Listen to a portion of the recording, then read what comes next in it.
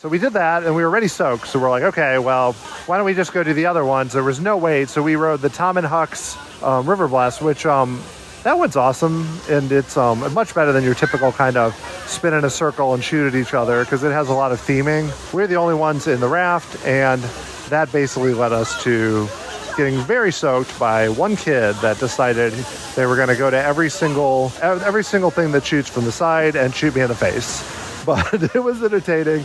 And if you're the only people on a raft and there's no one on the raft behind you, everyone outside who wants to shoot is going to shoot you. That is me at Silver Dollar City near Branson, Missouri. Took a trip there recently, and this episode is all about our trip to one of the best regional parks out there.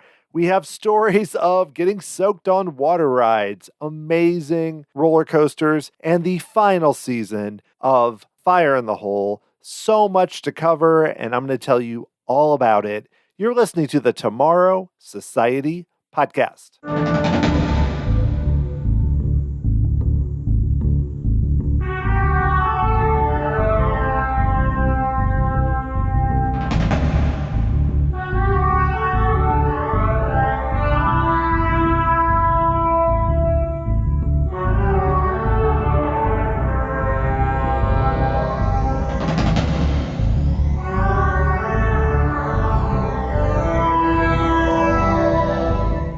Thanks for joining me here on episode 195 of the Tomorrow Society Podcast. I am your host, Dan Heaton. Hope you're all doing awesome out there. This episode is a bit different. It is a trip report from a quick one-day visit that I took with my daughter to Silver Dollar City over her spring break in late March. If you've been listening to this podcast for a while, I did do a trip report back in the summer of 2019 where I went with my girls to Silver Dollar City. So in that one, I did give more background about the park and some of the elements. So I'll give some of that here, but try not to repeat too much. Most of this is going to be about our particular visit.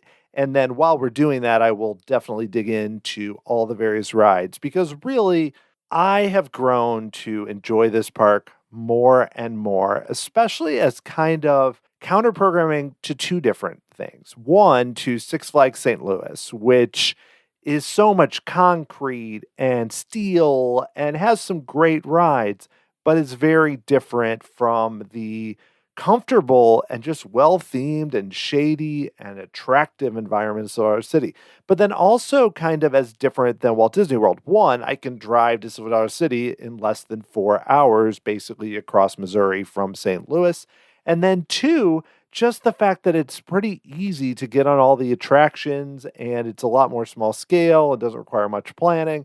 And, that's the case with many regional parks. So I'm not here to just pick on Walt Disney World, but just really an enjoyable day where we pack so much in and they have a good variety of attractions. Silver Dollar City originally opened in 1960. It was a way essentially for people to do other things while they were touring Marvel Cave, which is still there and is incredible. We didn't go to it on this trip. If you want to learn more about Marvel Cave, you can check out our episode in 2019 where we did talk about that because we went to Marvel Cave, which is included in the admission to Silver Dollar City, which is amazing. And also they have a lot of deals if you're going to go more than one day. The season passes or even the 2-day tickets are a much better deal than one day. We just went one day, but part of that is because we could drive up and back. More on that in a bit.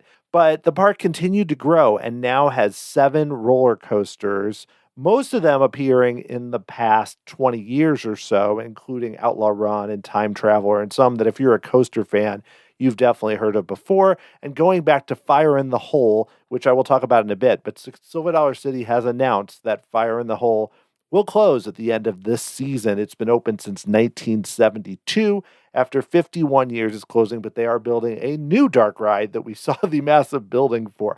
So we're going to talk about everything we did on this trip. So what's going to happen first is you heard a bit of a clip at the beginning. I am going to play all the clips that I recorded from our trip. That's basically just a small snapshot. It's about 10 minutes or so, just to give you an idea of what, this is similar to what I've done when I've gone to Six Flags Great America and did a bit at Walt Disney World, where it's just kind of my reactions on the fly rather than my reactions now where I'm doing this, a little less than a week later. This is on the fly. So I'm going to play all of those in a row. And then I'm going to come back and I'm going to go through our entire day. I'm going to talk about every attraction that we did. I'm going to talk about a few things we didn't do, but I've done before, and really dig into what our experience was, but also why it may be worth the trip, even if you aren't a Branson fan. I'm not a big fan of Branson. We drove through it for a few minutes, but I'm not somebody who loves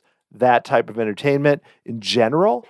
But I will say, even if you're not, you can go and do that, and I'll dig into where we stayed and how we got there and all the elements of Silver Dollar City. I can't wait to dive into all of it, so let's get right to it. Here is a small glimpse at my experiences at Silver Dollar City. Let's do it.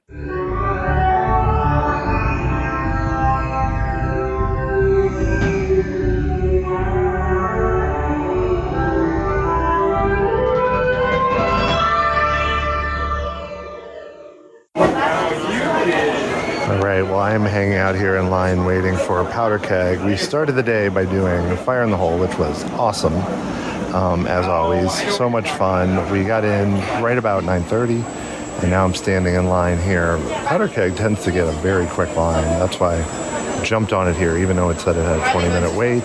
This is a launch coaster. I've never done it before. I'm currently looking at it.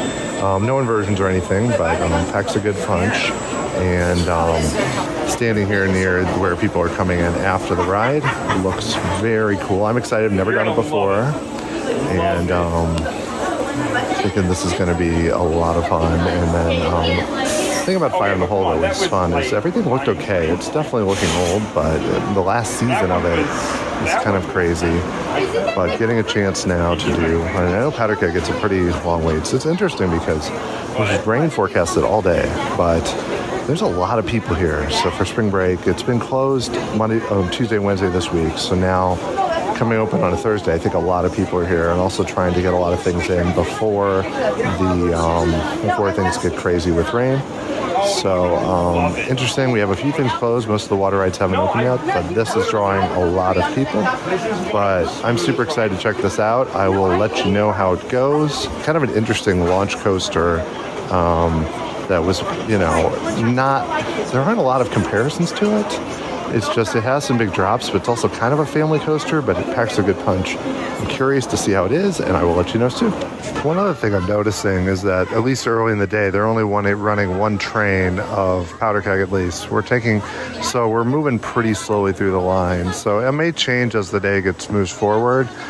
But at least at the moment, this would be one of the reasons it seems like they might have a second train. I can't really see from here, but they're definitely not running super fast, so the line's pretty slow. Something to be aware of is I know this ride in particular does tend to have a pretty long wait. It might be one you want to prioritize if you go, even ahead of things like Time Travel or Outlaw Run, which typically still have no wait at all.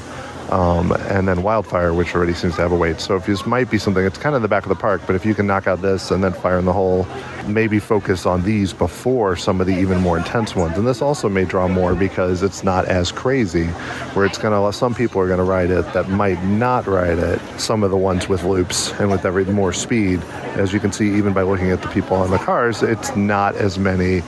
It's more younger kids than everything else. So that also might be a reason to go for it, because it's one of those that a lot of people will do. So it's a little bit different than some of the other ones. So I might recommend coming here first, actually, given how slow this line is moving right now. Even though it said 10 minutes, by the time I got to it, it said 20. So it's a pretty slow line right now. And I'm glad that I'm getting this out of the way. I have a feeling this is going to be an hour before we know it. Just a tip that maybe while I'm waiting here in line, the good news is it is a really nice weather day right now. It's supposed to rain today, but it's about 70. Perfect weather. And I think it's gonna be cool, because if it doesn't rain, it should be a really comfortable day. And of course, that is also going to draw a lot of people here on spring break. But just hoping this line gets moving pretty soon. It's a very slow move right now. We'll see. It's a little slow. Didn't plan to start the day by waiting in a line. But I think that's kind of how it's going to be on spring break. A lot of the rides will be fine. After this, we're probably going to try and do some things without any wait. But at least knocking out of one of the big coaster moves right off the bat. Well, Powder Keg closed. So Apparently they had an issue with one of the restraints, and after a very slow-moving line, I was not able to ride it. A lot of things aren't open right now, including Time Traveler and all the water rides. I'm hoping they open soon. So we are in Fireman's Landing. We are going to check out the Firefall Drop Tower. This is a new one for me. I have not experienced before. I really haven't done many drop towers besides like Tower of Terror, if you call that a drop tower, and things like that. But so this is going to be interesting. Too bad about Powder Keg. That one always had a really long wait, and I was pretty close to getting on, and then they had to shut it down. And I think it's just early in the day with staffing and with crowds. They're not really filling everything out. I think it's going to pick up as we go in the afternoon, so hopefully we'll get to ride stuff soon. Well, things are starting to look up here. Time Traveler is still closed, but we were able to do the Firefall, which is really fun. It's not really a drop tower. It actually shoots you up in the air. It's almost the opposite. Pretty quickly. It's not super high, but it packs. It's kind of like, if you think about like Tower of Terror, the way that once you've gone down, you shoot up and back down, or even better, maybe like something like Mission Breakout. But it was a lot of fun, not too scary, but very cool. Then we did the Flooded Mine, which of course is the old school boat shooting dark ride that the guns don't really work that well, although I did somehow get over 100,000. But really fun and cute. It's been there since a really long time. Started out just as a straight up boat ride, and then switched over to interactive. And I mean, definitely old school, long, slow-moving boat ride. Think about like a much simpler version of Pirates of the Caribbean. A bunch of convicts trying to escape from a mine that is, they call it a flooded mine, but it's really almost like a prison that has they've been working in a mine and escaped. But I did very well, so that was fun. We're going to now do Thunderation, which said it had a 0-minute wait, but we got in line, and then the app quickly changed to 30 minutes, so we're sort of stuck in that. But Thunderation is a mine train, I would call kind of like Big Thunder Mountain, but a little more intense. Has kind of a cool thing where you would go out of the station immediately down like a Seven Dwarfs mine train, and then there's a really cool helix, so we're going to do that. And then probably the water rides are starting to open, so we're going to start hitting those because the sun is out. And there are 3 of them, hoping to do some of those and probably get really soaked, especially Mystic River Falls, which the raft ride with the big drop that they opened a few years ago. So things are starting to look up. Have not been able to knock off any of the big coasters. Still hoping to do at least Time Traveler. The long waits right now are Wildflower and now Powder Keg, which is reopened. But still having a great time. So we basically just did all 3 big soaking water rides in a row. Mystic River Falls, I'd never done that. That was incredible. So much fun. The drop is huge. You also get really soaked, but that's the best raft ride I've ever done. It's there's so many moments where you can get soaked, the rapids, the whole area looks awesome, and then the kind of elevator lift that basically just shoots you out and down in, and certain seats, like any raft, you get wetter than others. A couple you didn't, but just in general, everyone got pretty soaked. But it's really cool. I'm so glad we got to do that. That's a great addition to the park. It's thrilling enough where it has some thrills, but much better than your typical kind of Thunder River at Six Flags St. Louis, Cali River Rapids type ride. Curious to compare it again to Grizzly River Run when I do that, but really, really awesome. And so we did that, and we were already soaked, so we're like, okay, well, why don't we just go do the other ones? There was no wait, so we rode the Tom and Huck's River Blast, which that one's awesome, and it's much better than your typical kind of spin in a circle and shoot at each other, because it has a lot of theming. We're the only ones in the raft, and that basically led us to getting very soaked by one kid that decided they were going to go to every single thing that shoots from the side and shoot me in the face. But it was entertaining. And if you're the only people on a raft and there's no one on the raft behind you, everyone outside who wants to shoot is going to shoot you. It was fun. I will say it's about 70 degrees, but it's very cloudy, so it feels colder, but it feels really good now. But then finally we decided to do American Plunge, which is the log flume, which has a big drop.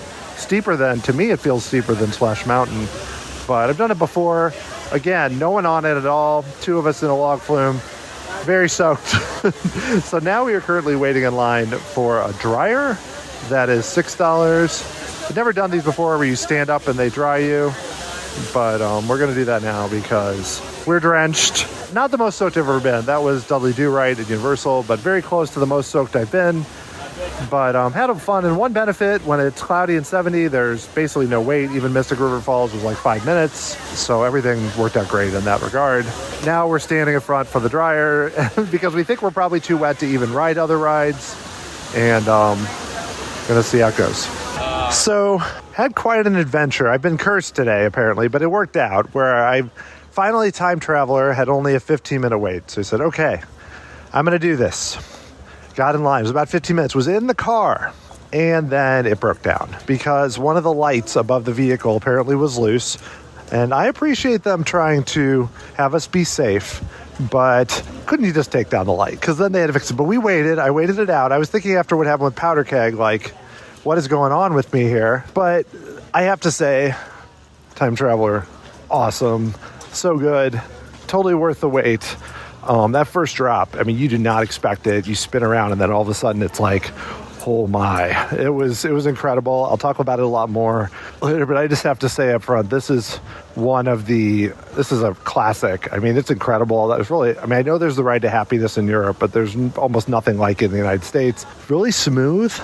Just one of the great coasters. It's kind of still hard to believe that it's here at Silver Dollar City, and it's one of those where, I mean, there's a launch in the middle that's awesome. It feels so smooth. It's like, even though you're doing all these crazy moves, it's nuts that basically it doesn't feel that much. It's crazy. So I loved it. I'm so glad I got to do it despite all the craziness with having to wait and everything else. But it's a gem. Do not miss this ride. It's one of the great coasters out there. All right, well, that is going to do it for our day here at Silver Dollar City. It is raining, and they basically shut down all the big rides, so it's not raining that hard, but I think we're going to get it in terms of weather. So we're heading out. We did another Fire in the Hole with no wait, which was really fun. So long, wonderful old dark ride coaster attraction. We also did Flooded Mine a couple times in a row since there was no wait on that. Still really enjoy that, even though it is a very old school interactive ride and the guns don't work very well half the time. Had some ice cream, which was really great from the ice cream place right near the main entrance. Did the weird grandfather's mansion, which is the fun house, which messes with your equilibrium. Did so much. Had a blast. I'm going to dig all into it when I get back, but thought I'd record a few of these little clips for you. And now we are walking through the gift shop to exit to the tram, as they do. Had a great day. We're able to avoid the weather. Did tons of stuff. Love Time Traveler and Mystery River Falls and everything else. And now we're heading out. Hope you enjoyed these clips, and I'll be sending it now to Dan in the future. Take it away, Dan. Welcome back. I hope you enjoyed that trip to Silver Dollar City, and now I'm going to dig a lot further. I want to start, though, before we even get to what we did during the day, and talk about just a few logistics with the trip. So we live in St. Louis, which, is about 3 hours, 40 minutes. If you really booked it, you could do it in less, but we did stop and grab food and coffee and everything else.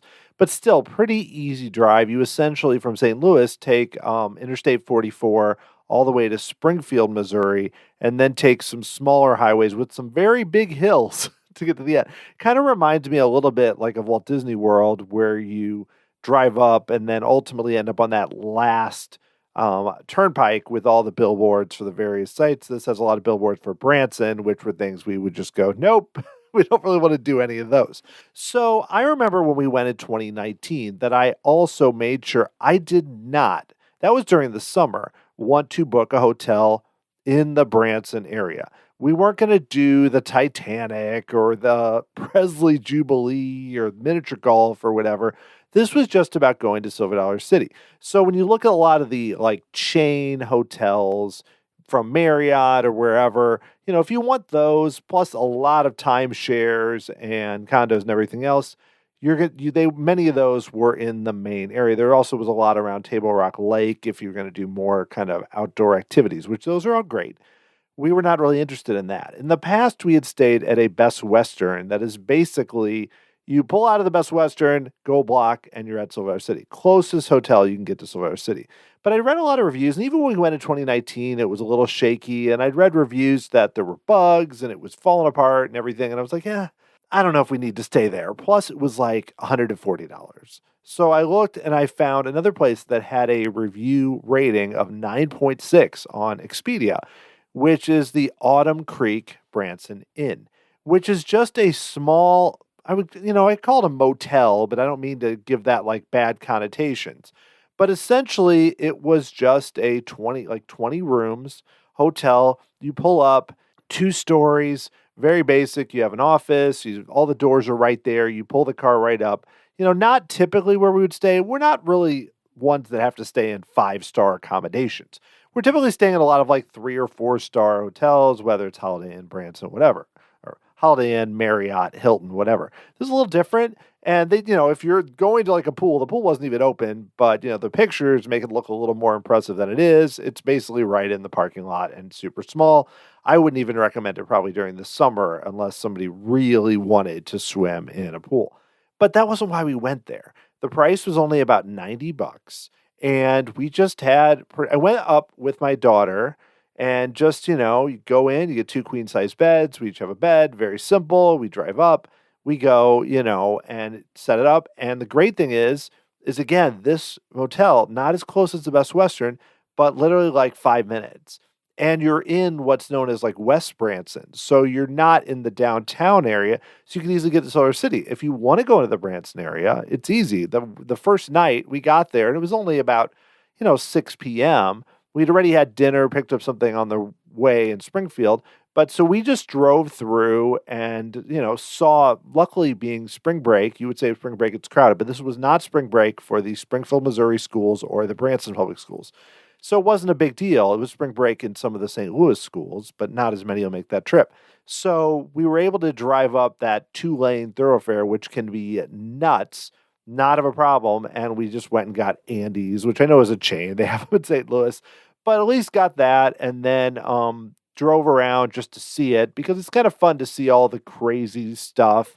There was just this random Ronald Reagan statue by himself in the parking lot across the street from Andy's, next to an axe throwing place. And if that doesn't give you an idea of kind of the weirdness of Branson, that would be it. We drove by and saw there's a lot of miniature golf. I don't have any problem with anyone who really likes this. There's stuff in there that I'm sure I would have liked to do, the flying theater and some of the mountain coasters, things like that. But a lot of it is pretty tacky from my opinion, not really my type of thing. And I'm not into anything really religious or anything on that regard. So none of that really interests me. So for me, the Branson area isn't really what I go for that much on a vacation. So I was really only just for Solar City, but it was fun to drive through. But if you are, there's plenty to do easily if you enjoy that for a wide variety of people. I'm not trying to pigeonhole anyone.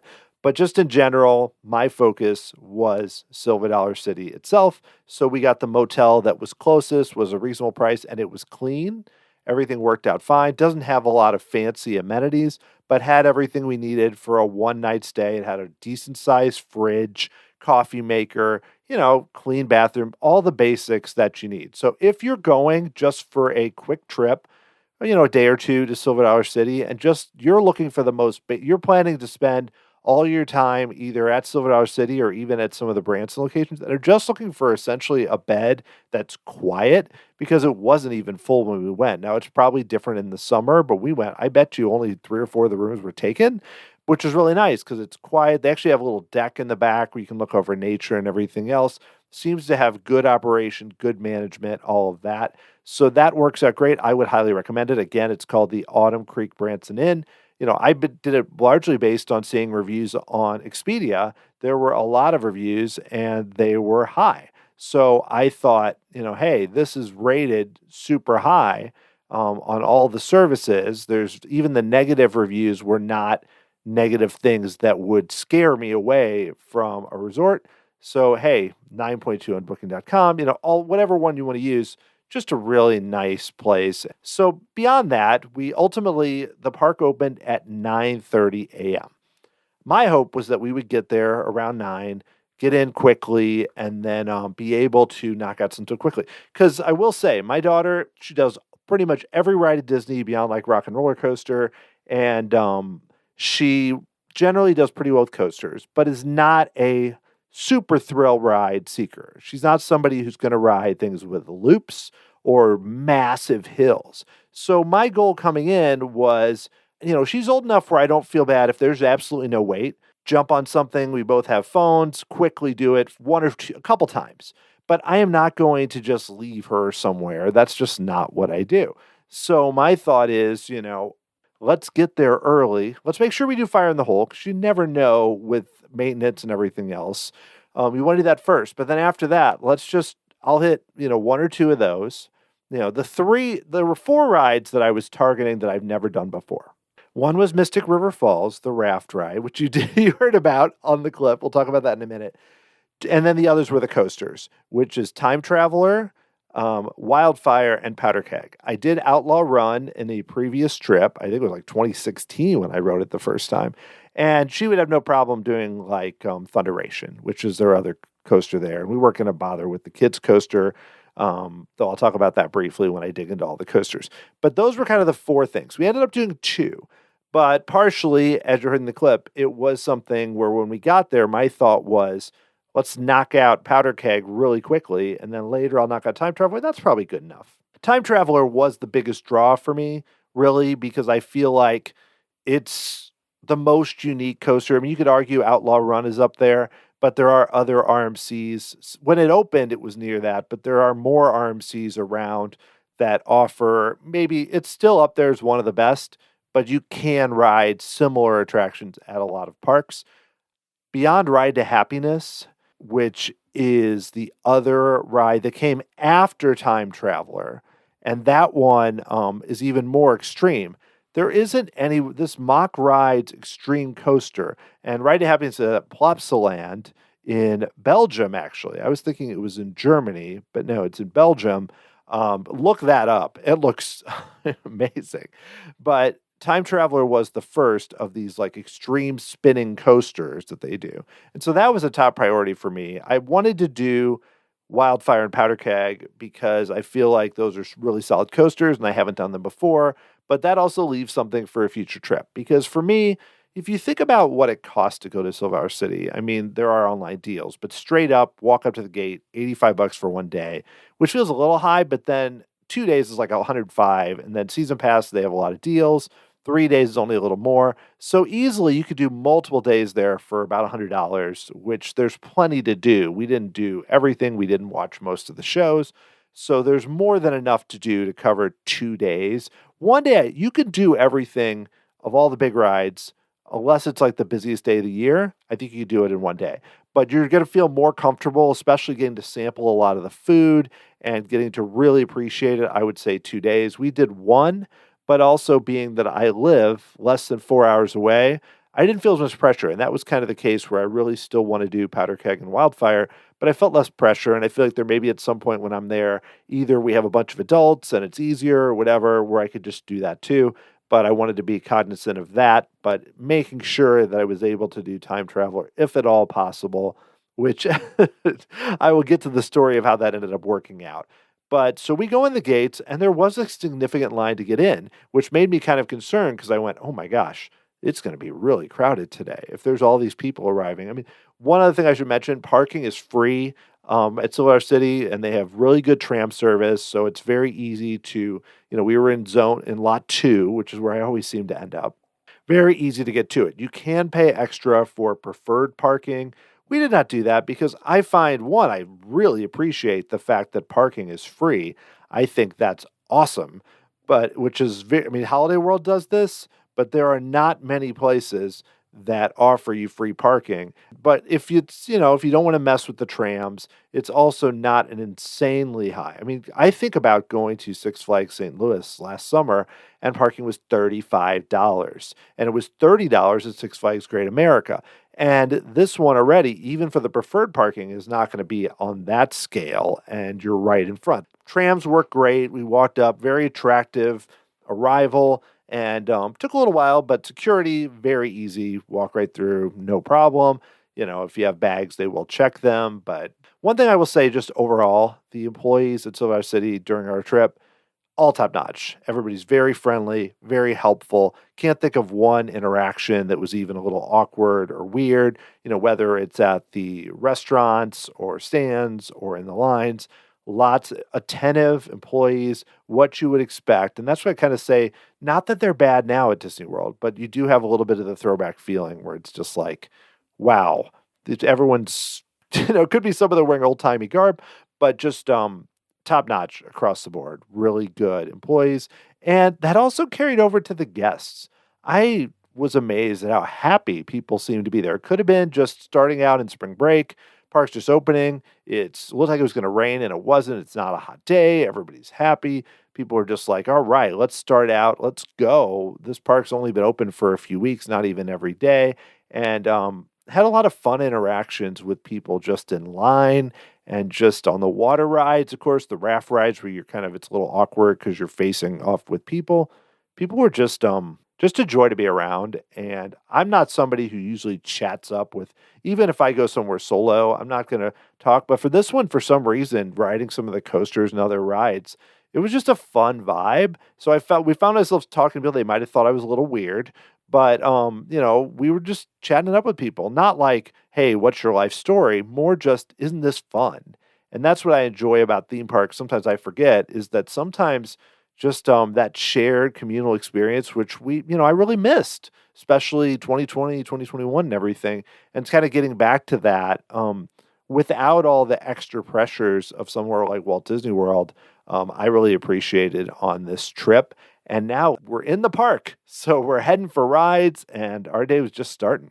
So our first stop was Fire in the Hole. And to be clear, if you are going to Silver Dollar City and looking to prioritize based on wait times, I would do Powder Keg first because that seems to be a slower loader. And like I mentioned on my clip, it draws more younger riders that are looking to kind of extend themselves but aren't ready for Time Traveler or Wildfire or whatever. And I might even go Thunderation next, even though it's not nearby. But in terms of just straight up what's going to draw lines, that one was really picking up lines and it moved super slowly and then hit the other coasters. Fire in the Hole is, except for on really busy days or days where the weather's bad because it's indoors, is never going to have a huge wait. Like later in the day, we actually did it with a 0-minute wait.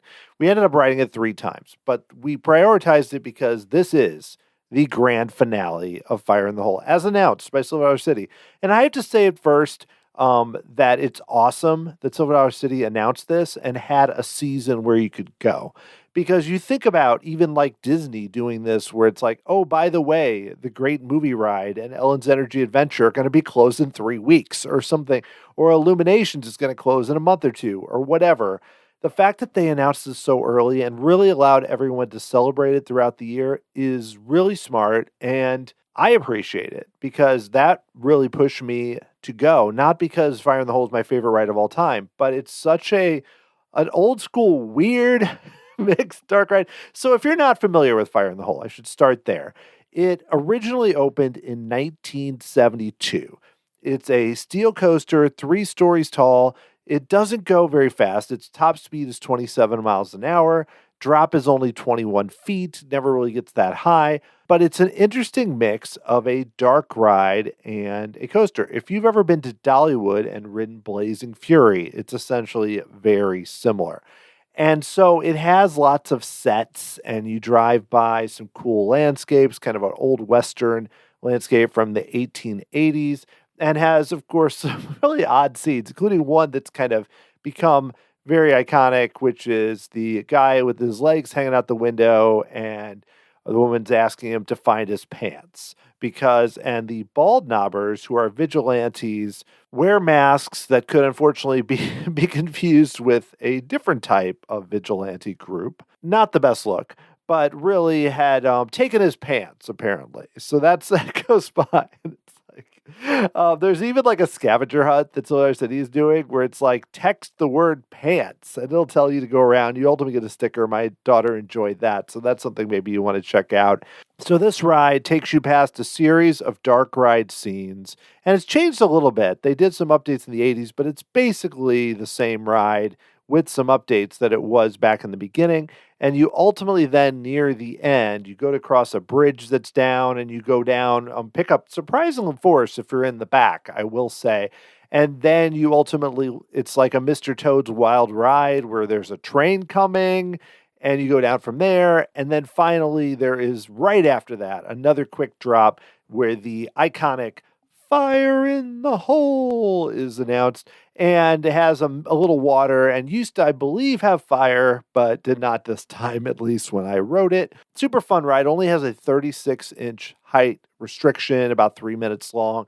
I love kind of old school dark rides. I think of like a dark ride on a pier where it like the vehicle actually pushed the door open. Now, this doesn't have that, but this definitely has that vibe and goes back so early. For a really long time, this was the only coaster in the park. It played an important role. So many people went to it, and the fact that it's going to be gone is sad. But like I said, also really cool to be able to do it. So we rode that right up front, rode it 2 more times during the day. First time we waited, they had everyone waiting outside. It took a minute. Sometimes the loading's a little weird where they let a bunch of people in, then they wait. So it might seem like it's a longer wait, but we never waited more than 10 minutes for it. And definitely worth doing if you're a fan of odd dark rides. I think this would be it. And then also, if you like thrills but aren't as into the big coasters, this will give you a little thrill, surprising at the end, but not something that's going to make you feel sick. Definitely smoother in the front if you don't like the rough ride. In the back, a couple of those drops, you kind of feel like you're getting yanked down, but also very fun. So Fire in the Hole. Another thing I want to mention is there is a massive show building for a new, people are calling it Fire in the Hole 2.0. It's near the Grand Exposition area. Also, they're doing food trucks near there. You can see it very well from there. And it's this massive building that they are putting in a new coaster. They have not officially announced it, but I have heard that they are going to make a big announcement later this year, which I assume will be that. I would hope that then this coaster will open in 2024. That is the idea. And there is discussion that RMC, Rocky Mountain Construction, is involved. Someone actually caught a picture of a guy with an RMC t-shirt. Now, I hope that he actually works for RMC and is not just a fan. But it seems like they may just be involved with tracking, because what I've heard is that they've actually done some replacement tracks for Blazing Fury and Fire in the Hole. So this is not going to be some sort of intense RMC type coaster, but they are involved in some way. There's track going in. Given the size of the building, it seems definitely larger. But it seems like with closing this old Fire in the Hole that there's going to be a new attraction, dark ride, mix of possible dark ride and coaster that is going to come to Survivor City and be more up to date or technologically advanced. I mean, if you combine that with some of the other announcements at other regional parks, like I think of the Dark Coaster at Busch Gardens Williamsburg, it's a really fun time for some of these regional parks that are investing money to put in dark rides. Now, obviously, we don't know what that's going to be, but it's very cool. I can't wait to hear about it. And I'll say, oh, this is the first time we've gone in 4 years, and before that we went 3 years earlier. So we're kind of going like every 3 years, but if they announce a really cool dark ride like this, that is one benefit of me not getting on Wildfire and Powder Keg. It's a perfect reason to go again next year. Check out the new dark ride, maybe right when it opens, and then also finally catch up with these 2 coasters. And heck, I would love to do Time Traveler and Outlaw Run again, because those are incredible rides. So we finished Fire in the Hole, and we decided, okay, what's next? All right, we are going to go. Okay, well, Powder Keg has a 10-minute wait, is what was posted. I was like, I need to knock this out right away. Powder Keg is right near Fire in the Hole. And I will say, I love the fact that Silver Dollar City is kind of built up as this went along. So it's not a case where all the rides were in place. A lot of the coasters still on the ends of the park. So it's essentially like one long narrow strip. It goes off in different ways, but you think of it almost like a rectangle.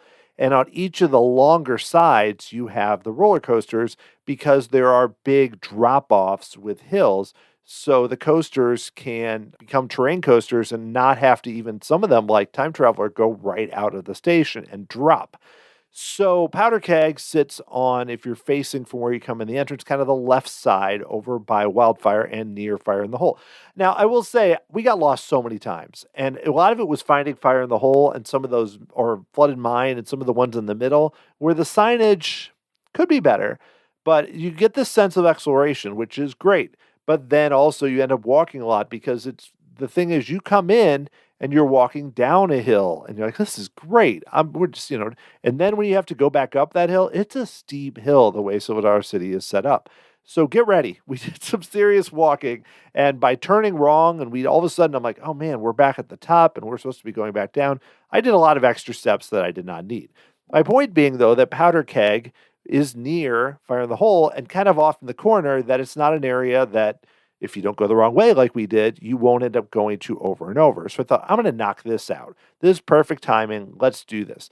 Get in line. By the time I get in line, I check the app and then it said 20 minutes. Like, oh, the line moves super slowly. And that's where you heard me kind of speculating about how many trains. And not to pick on Silver City, it was early in the morning. I know they have to kind of staff up as the day goes on, especially on a day when it's supposed to rain.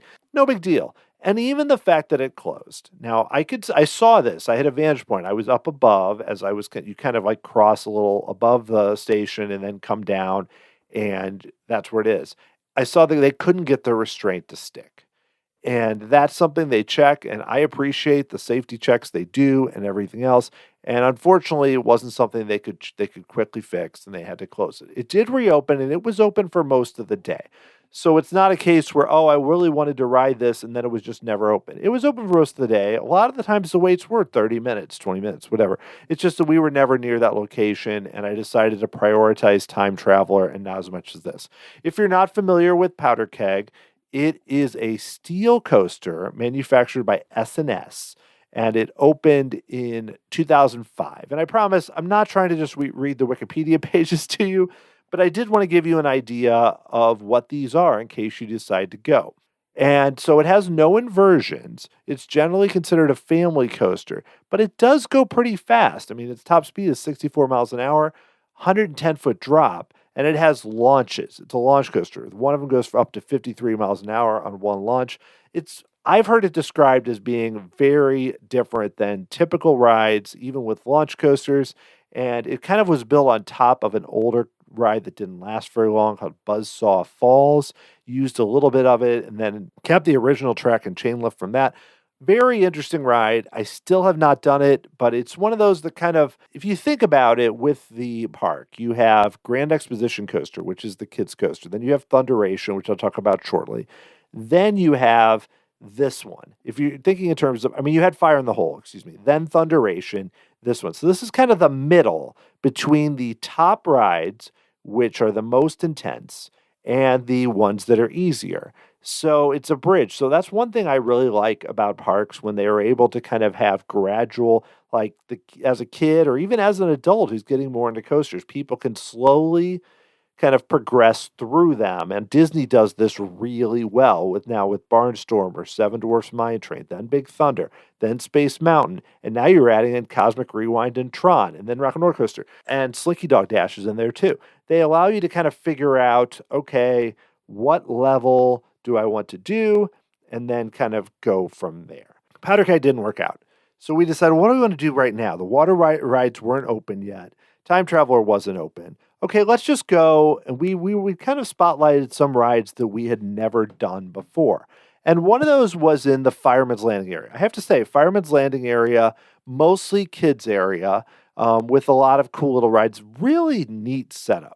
I appreciate that they put so much theming into, compare it to like Looney Tunes lands that I've seen, especially at Six Flags St. Louis, to have a setup that has a lot to it. It has an interior area, one of those where you kind of shoot various things at other people, which we didn't spend much time in this time, but we have spent time in other times.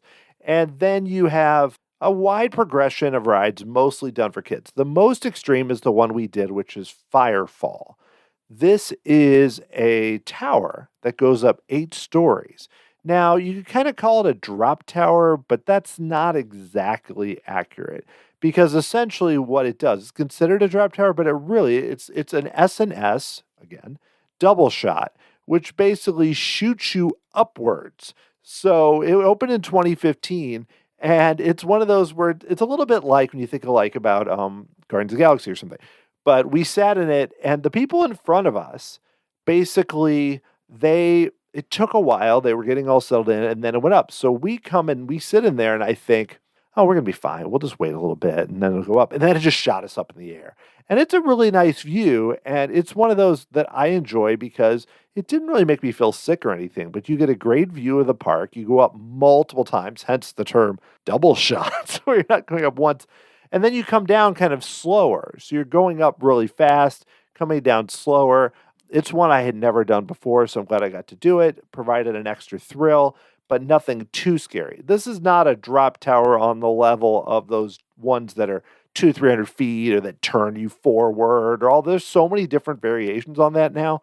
This is one that's still kind of for kids, but as an adult, there was enough of a thrill that I went, that was really cool. I enjoyed that a lot. So that was our next stop. Next up was the Flooded Mine. Oh, I love the Flooded Mine. It's a weird mix of an old school floating dark ride with an interactive, still very basic interactive ride. So the Flooded Mine is a slow-moving boat ride. And essentially the concept is that a bunch of prisoners worked in a mine, and they have their song, "Welcome to the mine, welcome to the toil," that plays during the queue that you get through, and that sets the stage. But essentially the mine has flooded. So now all these prisoners, while working, are also some of them are trying to escape, others are just trying to survive. And that's the basics. This was a dark ride that ultimately opened in 1960. So very old boat ride, and the figures look like from that time period. They're simpler even than something like Pirates of the Caribbean. There was also a version at Dollywood that opened in the 1970s but closed in 1997, which is sad to me. Feels like a pretty long ride, not as long as like Pirates at Disneyland, but pretty significant slow-moving boat ride. And the thing they added in 1990, still pretty early for this, is you could shoot targets. So this is pre-Buzz Lightyear or Men in Black or anything like that. You were shooting at targets, and you still do that. And I found that sometimes we ended up riding it 4 times. Sometimes the guns work well, sometimes they didn't work at all. But it's very basic scoring, 100 points for the basic targets. Sometimes you get more. I actually cleared 200,000 points on one, which I don't really know how that happened. I must have there's a few targets I think are worth more because I also cleared 100,000 another time where I looked down and I was at 5 and all of a sudden I was at 100. So it's different. But the main thing is the setting is cool. It's like, this big building and all these figures and you're going through various rooms and just a real classic. And that and Fire in the Hole, those two being indoors, old school, but fun for everyone. There's no thrills on this. There's no drops. Anyone can do it. Essentially the boats, you have to balance out the boats. They always keep telling you, move to the other side, move to the back. So it's essentially because you're not bolted in or anything. You're just sitting there and shooting. The guns don't always work that well, but it has a lot of charm to it. One of my favorite things rarely has a line. The only time I think it would have a line is if it's raining. They even at the end were saying like there'd be no one waiting, and they said you could just stay on. So we actually, right before we left, wrote it twice in a row. You just stay on, and they'll actually change their announcements. So people are waiting, they'll tell you to exit. If people aren't waiting, they'll say, hey, if you want to stay on, just stay on, which I always appreciate. I used to love when the People Mover did that before they started staggering where people sat at Walt Disney World and made it so they had longer lines. Whether it's important or not, they still do that. Regardless, Flooded Mine, very fun. Sometimes you hit targets and they react. Other times they don't. But regardless, I could ride it over and over. It's definitely a must-do, and also great to have an indoor attraction with a lot of water. I love water rides. It doesn't really matter what they are. It doesn't get you wet. There's no thrills. It's fun. It's good for all ages. It's one you could do over and over and find different things. More in the Buzz Lightyear vein in terms of the quality of the targets and what you're doing. I don't want to oversell it, but a real classic you should definitely check out. Next up was Thunderation, which is an aero mine train. Can you believe it? And it actually opened in 1993. It's funny. I remember going to Silver Dollar City during the summer in 1994. I was 18 years old, and Thunderation was the new big coaster, the most thrilling thing they could offer. And it still packs a pretty good punch. I described it to my daughter as like Big Thunder Mountain Railroad, but a little more intense. And afterwards, she said that I really undersold it for her in terms of the intensity. But I will say that's the best description I can give. Not in terms of it being the same, but in terms of the overall thrills. Goes 50 miles an hour, though, which is significantly faster, more in line with the Big Thunder in Paris. Has an 81-foot drop, which I believe is the drop at the end. Now, here's the interesting thing about Thunderation. One, you don't start by going up a lift hill. Similar to others, because we're up high and it's a terrain coaster, we start by going out of the station, down and turning, and going into this really cool helix, which essentially goes around all the way around. And it looks really cool because there's multiple turns through it. And you can see it as you go into the top. You're like, oh, we're going into something really crazy. And then from there, you then go up the lift hill, which is rather very long. You essentially come through a tunnel, go up the lift hill, and then when you do, you make another big turn and then go up the signature drop, turn, and you're in the station. It's one of the odder coasters. It only runs about 2 minutes, and probably a good minute of that is going up the lift hill. However, it's all in the woods. It's a gorgeous terrain coaster, and still, like I said, packs a little more of a punch than you might expect. They used to put some of the cars backwards. They don't do that anymore. I have no memory of that being a thing. I don't know if I'd want to ride this coaster backwards anyway, but it's one of those, like I mentioned, who falls a little less thrilling than Powder Keg, but still a lot of fun. My daughter did this one, and there was a lot to her. She said it gave her a bit of a headache. However, it still doesn't have any loops or anything else, and most people, not all, who are into coasters or at least into kind of Disney level coasters, this is a little more intense than your typical Disney coaster. Maybe on the intensity level might be on par with a Slinky Dog, maybe something like that, or Expedition Everest. Actually, Expedition Everest is a really good comp because both have a drop of about 80 feet and go about the same speed. Now, there's no backward section, but the frontward sections of Expedition Everest is a good comp for Thunderation. But super fun. It's one that this was our longest line of the day, because we walked in and it said 0 minutes. I think it had opened just recently.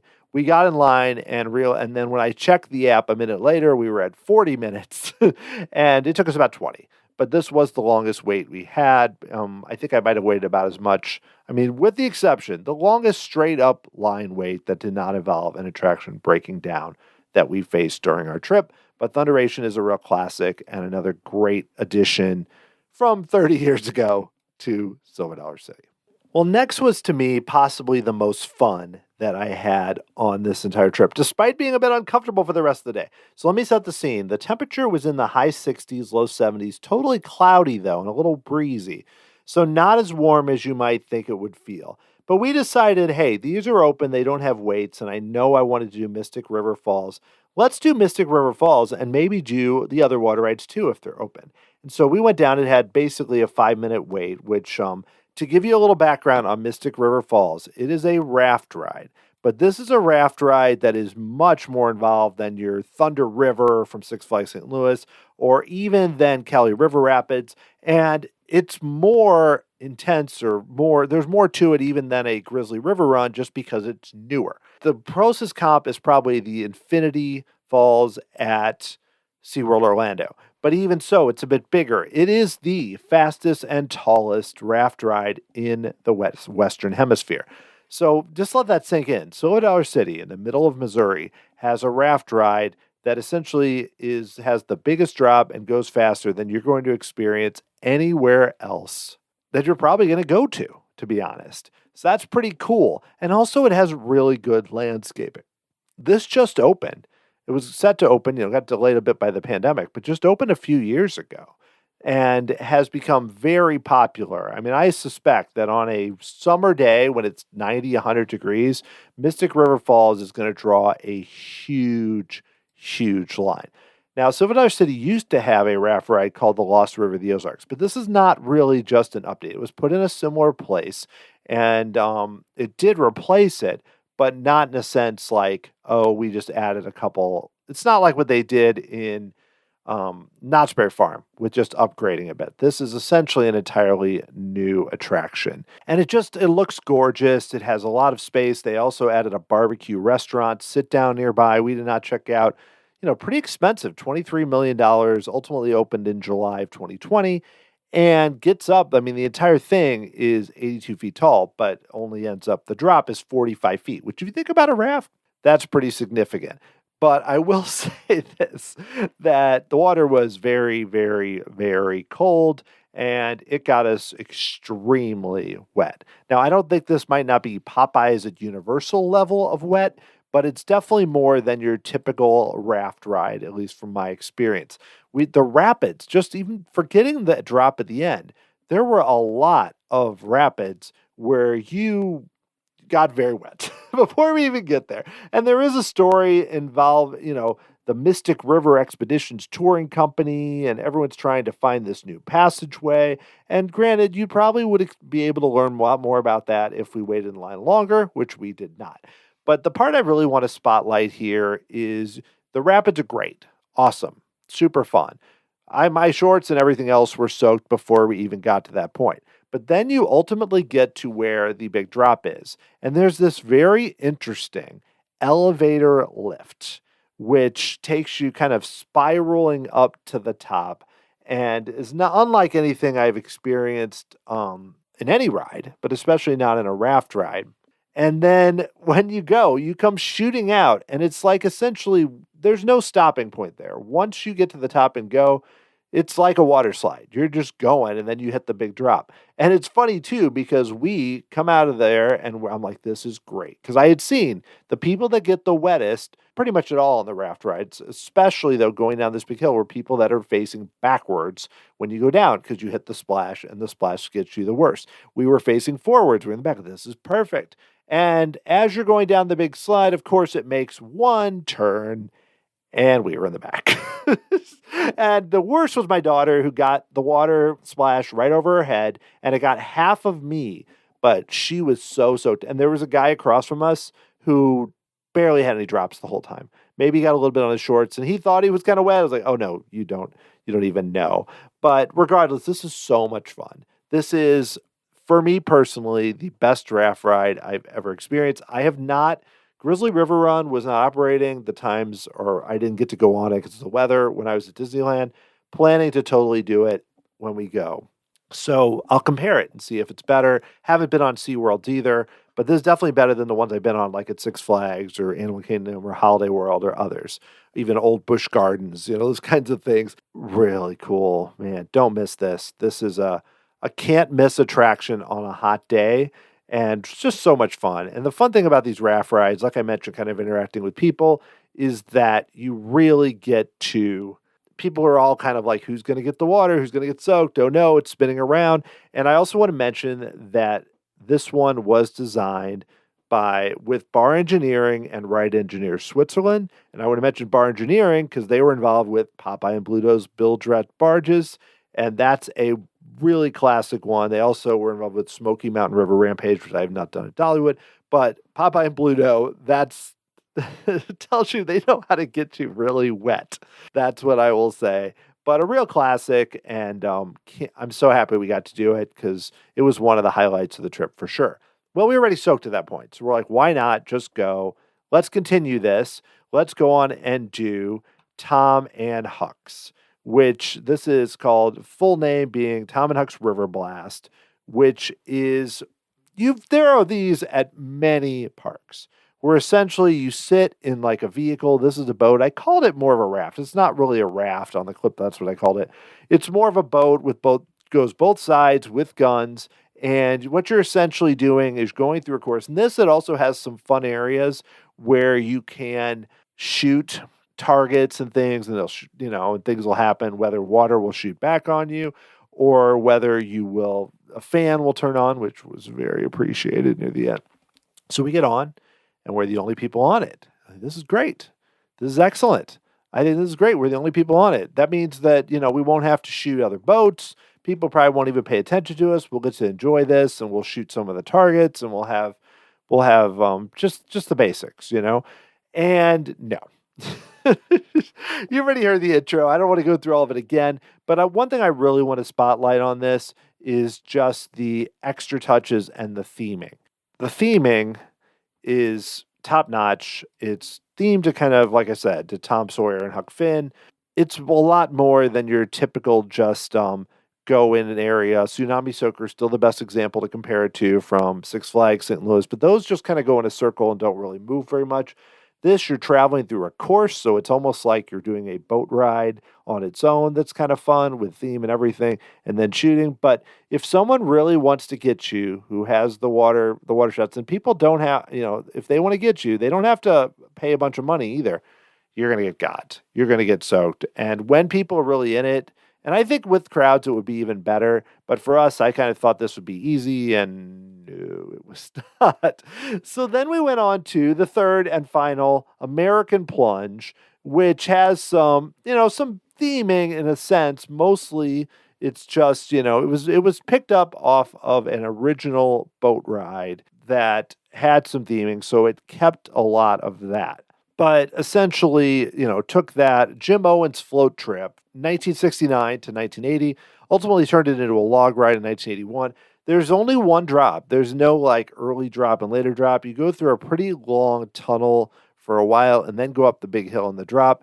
And I will say, this is a 50-foot drop, but it feels pretty steep, I will say. And I mean, that's very similar to Splash Mountain in terms of the height. And maybe it's because you also don't have like Splash Mountain, you have you're going through and there's a spot where there's something above your head and everything else. That's not the case here. It's more of an open chute. So to me, this felt higher, even though it's technically a little shorter. Splash Mountain is 52 and a half feet, and Splash Mountain actually goes faster. This only goes 35 miles an hour, and that goes 45. But it doesn't feel, it feels like pretty severe. You get down to it because you go down quick. It's much more severe than Six Flags St. Louis. But I also, that time I said, I'm not getting soaked again. I'm putting my head down. So instead of getting water in the face, I got it on the top of my head. So I guess that was an improvement. It's something. So we did all the water rides, which granted, I love that they have 3 legit cool water rides that you can do. And so for me, this was very fun and just it was a lot to take. I have a picture of me just being like, "Oh my gosh, I'm so soaked." So then, like I mentioned on the audio, we went and paid $6 for the dryers. Waste of money because the body dryers seemed to like they were at your feet and up at your head. Not enough in the middle, which my shorts were the most soaked. My shorts and my underwear, so did not get as dry as I needed to be, unfortunately. But still had a good time with that. I want to quickly mention some things in the World Exposition area, which I love that area. It's kind of themed to, an old school, it's like steampunky World's Fair-ish area. And Grand Exposition Coaster was closed. I don't know if we would have done that anyway. A lot of these are more kids' rides that we were not going to do. We did make a few exceptions. One is here's the thing that made me the most, that made me feel the most sick in the entire area of Silver City. Not the coasters, nothing like that. It was the swings. And these are not total kid swings. They kind of appear that way, but then you get up there and you swing around and it's like, oh my gosh. And I didn't feel like I was going to throw up, but if anything made me feel queasy, it was the swings. So just something to be aware of if you think, oh, it'll be some really nice swings. Not totally exactly. But it's called the Magnificent Wave Carousel from Zamperla, who did all these kids' rides in this area that opened in 2006. But it's called a flying carousel is the model. Very pretty. Like I said, the way you're spinning around almost likes a carousel with the inside of it. But you get up pretty high and it makes some noise. There's a reason that to ride by yourself on this without a kid, you need to be 48 inches. Now, you can do it in like the double seat with kids, but it moves a lot more than you might expect. So be ready for that because that made me feel a little queasy. The other one we did there is the Elephant March, which, yes, this seems a lot like Dumbo. It has elephants. You go in a circle, you press a button, and you go up and down. We did our own cars, definitely not mostly for adults, more for kids. Kids ride together. We rode separately. But one thing I will say that I did not like about this is when you press the button, instead of just tapping it going up, tapping it down, you have to hold it down to go up. I spent a lot of time at the bottom, not realizing that I had to press this in very strongly to go. But it was fine. Also, that ride needs music. It didn't have music playing, which made it feel a little weird. But I will say that area also has quite a lot of other rides, kind of like the Fireman's Landing area.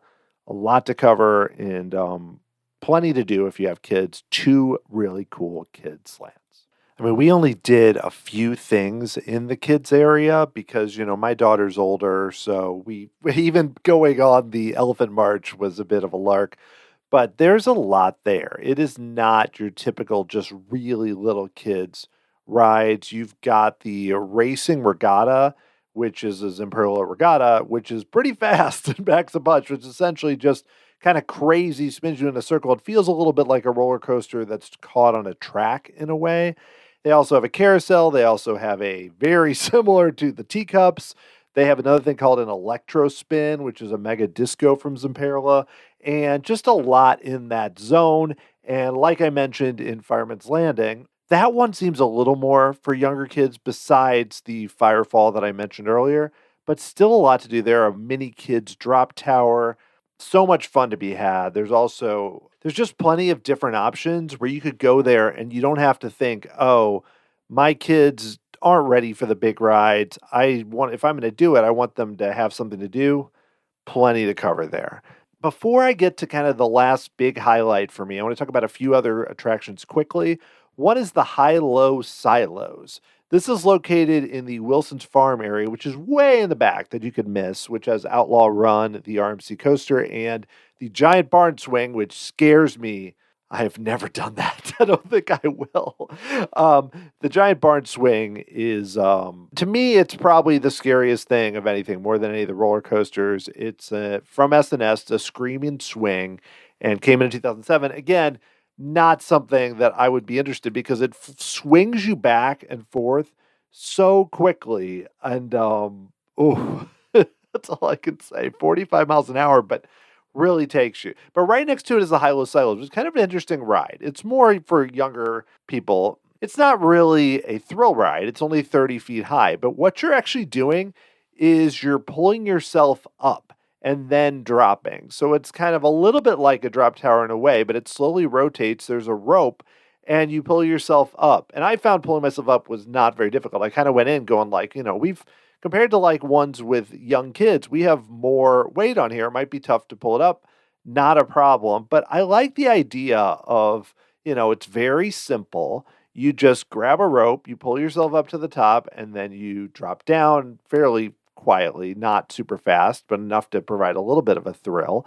But, one of those things, again, that's kind of a mid-level ride. My daughter enjoyed it, but it wasn't for too young of kids. Also not like a big thrill ride or anything, but just a neat little way to get us involved. I felt a little bit like I was like on the challenge, the MTV reality show where you're doing something. Of course, in that one, if I pulled myself up, then somehow I'd get flung out 100 feet into the water or something crazy. But it's a fun little thing there. So I enjoyed that quite a bit. The other thing I have to mention is Grandfather's Mansion.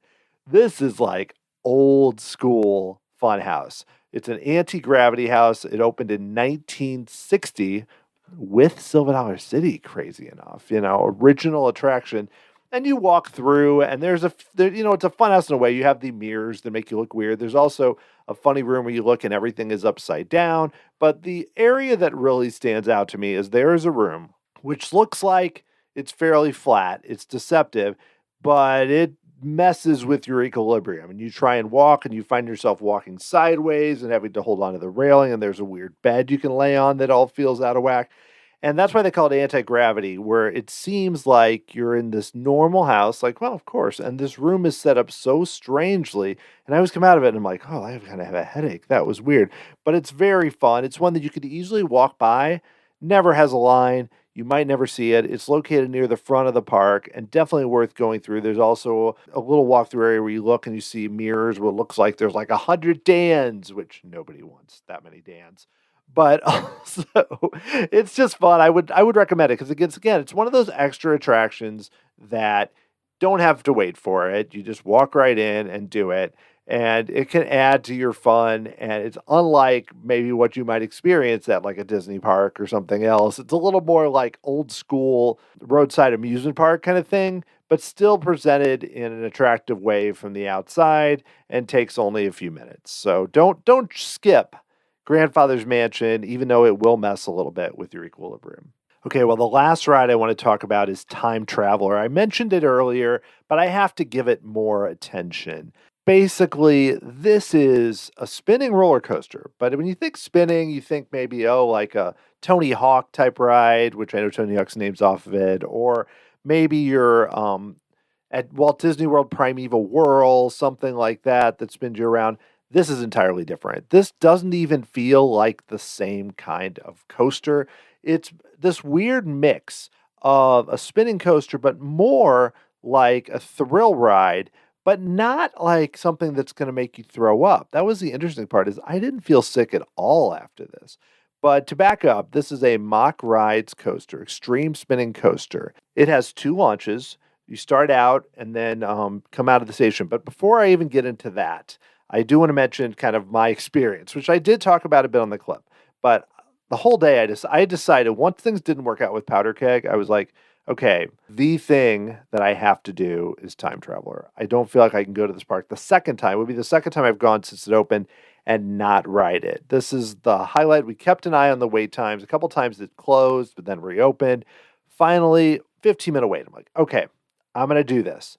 So I got in there, and it's interesting, the layout of the station. It's essentially set up in 3 stories, where the first story, there was no one in it, so I just walked right through, but that gives some background on the setting. It's a steampunk vibe with a very cool idea. This fictional character, Charles Henry, who's a clockmaker inspired by Jules Verne. You get to the next level, and that's where I did spend most of the wait, and they have a bunch of clocks, which gets a little bit annoying, but, it's a cool idea. And so you're standing there waiting, and what I really like about it, too, is they only send you up to the top floor, which is the station, when you're about to ride.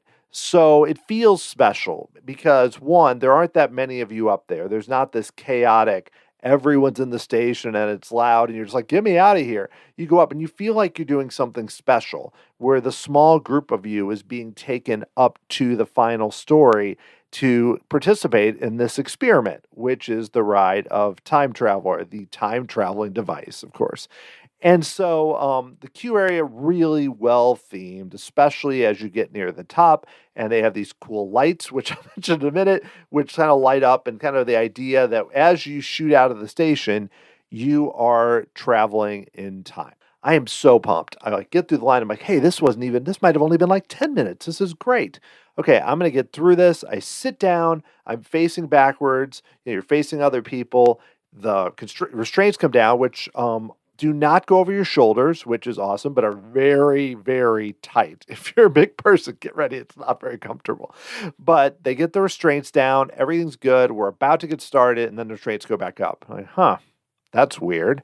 Okay, they tell us we have to get out of the vehicles. Okay, we get back out, and I'm thinking, oh no, what's going to happen? And then they're like, okay, everyone, you have to go back downstairs because there's an issue with a light, and we can't fix it because if we do, technically it could drop, and that's not safe for you. Again, I appreciate the commitment of the park and the people that work there to safety. And there was a little confusion where they didn't give us the right info at first and we were confused. But somebody came out and was very clear with us, hey, we're sending you back down. We have to close the ride. We're going to fix this light. So they were very clear why. They didn't just give us nothing. So we go down in this stairwell, and then I have this thought like, okay, how long is this going to be? Am I going to have to stand here a while? Is this going to take 5 minutes? I know they've closed the station because I texted with my daughter. I know they closed the station and put up the sign outside. So what do I do? And I'm just like, I've got to wait this out. Everything's going fine. It started to rain a little outside. I'm like, oh no, because people started outside when they put the clothesline, thought maybe it was the weather. Everyone ran to Thunderation, which apparently that line took off, and that line moves very slowly. So I was kind of like, okay, I'm just going to wait it out. And you have people, and it was a fun vibe where I was talking to, there was a family there that were talking about, they had been to Walt Disney World recently and had a timeshare. They were asking me about Fire in the Hole, which they hadn't done yet. And then there were people, I couldn't see up into the actual loading area. I was kind of down a little further, but there were people looking up into the load area who were like, okay, he's got the ladder out now. All right, the ladder is out. Wait, now he's working on it. Okay, the ladder is being put away. And it went through each step of what it was facing, and everyone started to get more excited. And there was just for something to be closed, and a lot of people hadn't ridden it before. A lot of these people were in the same group too, but there was a real upbeat vibe about it where people were just pumped to be there. And that was throughout the day, but especially at this point, everybody was just kind of chatting and waiting. And we all kind of sensed it might not be that long, especially when it seemed like he had it fixed. And literally, they ran a couple tests, took a few minutes, and then basically told us, okay, you're going to get to go. And I was so relieved. It was one of those things where it was like, I thought maybe after what happened with Powder Keg that I was just cursed for the day, that I wasn't going to get to do any of the rides.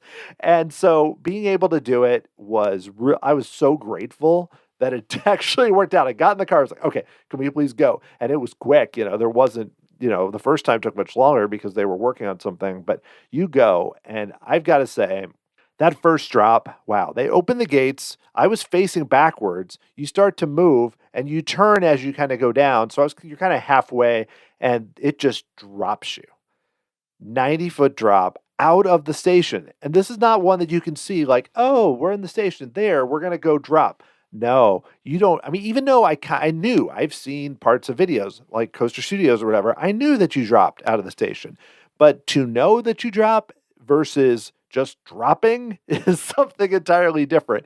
So you come out of that station and you just drop. And that is the fastest you go. You go right into like a dive loop. And I promise I'm not going to just read everything involved with it again.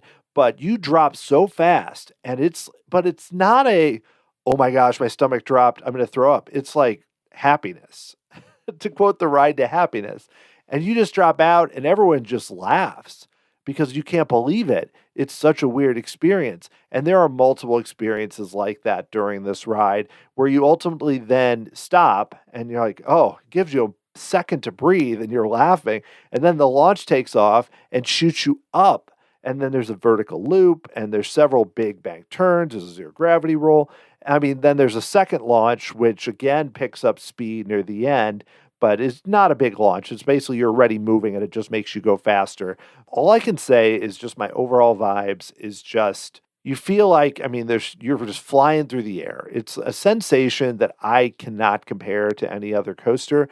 It's not the sensation of spinning. I never once felt like, oh my gosh, I'm spinning. What it does is it turns you a certain way and then another way where you're often, I feel like, not forward or backwards. You're kind of sideways or it turns you into it. And it's all controlled. It's not random. They're controlling how they want you to be. And so that adds to it too. Man, I would love to do it. I wasn't able to do it as a night ride, but I would love to do that as a night ride. Pretty much all these because they're out in the terrain. I don't know where it would rank overall. My favorite coaster that I've ridden is the Voyage at Holiday World, but it's close. I mean, it's hard to compare this. You can't really compare this to any coaster. I'm curious about, the spinning. I know they don't have loops, but how Cosmic Rewind uses kind of the turning motion there. I mean, very different type of ride. It's indoors, it's using effects. But I'm wondering if that feels similar to this, where you feel like you're just kind of out and about and all of that while not having the inversions. And the inversions, I mean, half the time, you always feel like you're facing a weird direction here. So even when you don't have an inversion, you're kind of going a different way. So I'm just going to rave about this. This is a world-class roller coaster that is unlike almost any other coaster you could do and also has great theming. Just the vehicles themselves are so strange with all this steampunk look. And it's not just done like cheap. It's really, really something special. And then the way that, the track, you can see the track, but it's not like out in the open. You can look kind of from the station or kind of from other areas, but you never really get a great look. I kind of saw part of it from Thunderation's exit and everything else, but it kind of wraps itself around itself so much that it's hard to even do it. But super thumbs up, really 10 out of 10 for Time Traveler. One of the great coasters I've ever done and a real gem to have at Silver Dollar City. I'm going to start winding down this because I know, you can only hear me talk about Silver Dollar City for so long, basically. But I did want to mention a few attractions we didn't do, some that I've already referenced, but talk briefly about them. And I did want to mention Outlaw Run because I did ride that on a previous trip. And it is also a world-class roller coaster. It opened in 2013. And at the time was one of the very first RMC, Rocky Mountain Construction Coasters. And I will briefly mention the great documentary, This Is How We Roll, by Taylor Bybee of Coaster Studios, who has been a guest on this podcast, about RMC. If you're interested, it's definitely worth the money to either rent or buy that documentary out there online because it gives you great background. If you've enjoyed Outlaw Run or New Texas Giant or Twisted Colossus at Magic Mountain or, Lightning Rod at Dollywood, Twisted Timbers Kingdom, and so many others. There's just so many cool coasters. They're wood coasters, but then they also use certain types of steel. And Outlaw Run was the first one to have multiple inversions, and their inversions do this weird thing, which you've seen on other ones since, where they kind of turn you from the body versus like a full-on vertical loop. And that one is right up there with Time Traveler in terms of if you're a coaster fan and you have a limited time at Silver City, prioritize Time Traveler and Outlaw Run. Those are the two you need to do. The other one that I did not do is Wildfire, which is a B&M. You sit down, but it's like your legs are kind of hanging.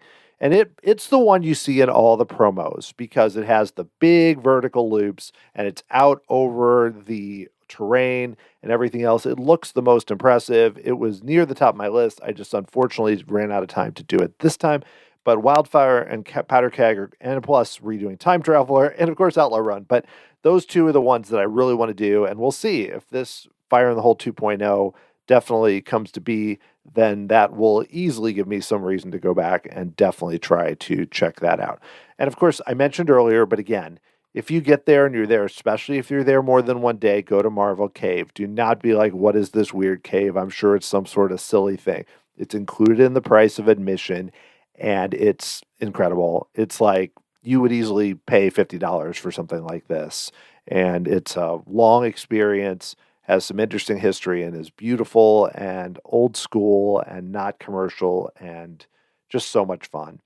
Final thing I wanted to mention is the Frisco Silver Dollar Steam Train, which I love parks that have trains, and this is a great one. Unfortunately, it just doesn't seem to ever be open when I go. It seems to be closed every time. They even stage a train robbery. They have you go through some fun areas. It's something where, unfortunately, it's not always open, especially when it's not as crowded, but it goes back to the early days of the park. I love trains. I just hope that they're able to get things back in order because there was an issue last year where a train derailed.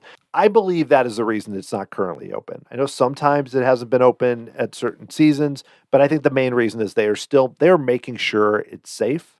So that was probably why it wasn't open. But if you get to Silver Dollar City and the train is open, definitely check that out because it's this great old school steam train going around the park. So I really hope that they're able to make sure that everything is safe and in order and get it open for the summer. That would be great. It's something that is very fun and you should definitely check out. And I haven't really talked about other elements beyond the rides, but I will say they do have a lot of shows at Silver Dollar City. So if you're somebody who prefers more the entertainment side, they have a nice variety. I know when we went, there was a comedian, there was a piano player, there was a dog stunt show, which actually is the one we were interested in more. And I think as they get in the summer, they do additional things. There was also music acts playing.